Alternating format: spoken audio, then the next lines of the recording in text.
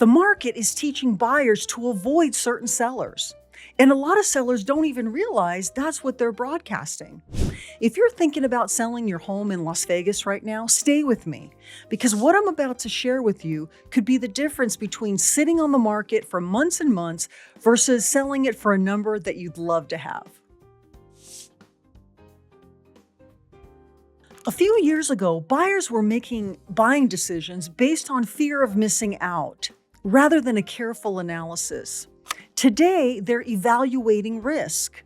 And I don't think that buyers have changed. I think that the world that they're living in has changed. Think of the difference between losing $100 when you have $10,000 in the bank versus losing $100 when $100 is all you have. It's the same amount of money, but the risk feels different, doesn't it? Well, that's what's changed. Buyers no longer have the margin for error that they used to.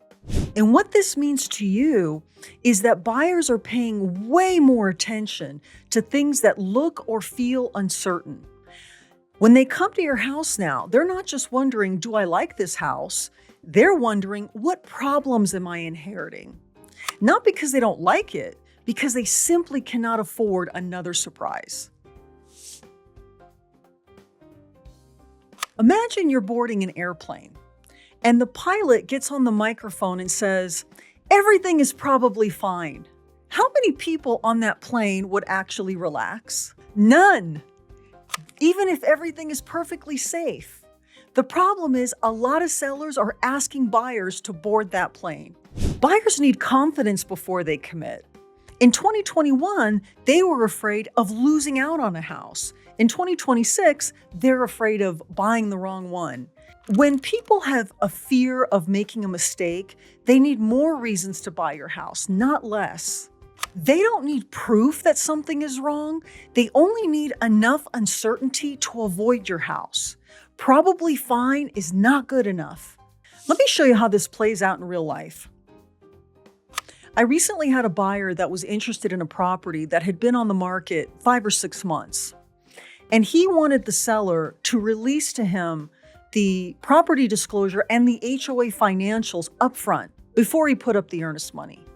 And the seller said, no, put up the earnest money first, and then I'll release the information to you. The seller saw this as a way of protecting himself. Well, the buyer saw it differently, and the buyer walked away. And the fact that the seller would not release this information upfront became itself the information the buyer needed to make a decision about that property. On my listing, similar property, we used a different strategy. We released upfront a full inspection report, a full repair history with receipts, all the warranty information, a full HOA disclosure package, all upfront as part of the marketing. My listing went from listed to sold in 22 days, and it outperformed listings that had been on the market up to 8 months. Same market, same buyer pool. The difference wasn't the property. The difference was how simple and safe we made it feel to say yes. And that is what the market is rewarding now. It's not always about the prettiest house. It's about the least scary decision. Most sellers who haven't been able to sell their house this year aren't doing anything wrong on purpose usually. They're just following advice that used to work. Today, you're gonna need a different approach. If you're selling your house in Las Vegas right now, you're gonna wanna take counsel for this economy, not the last one. This market is changing what buyers are willing to tolerate.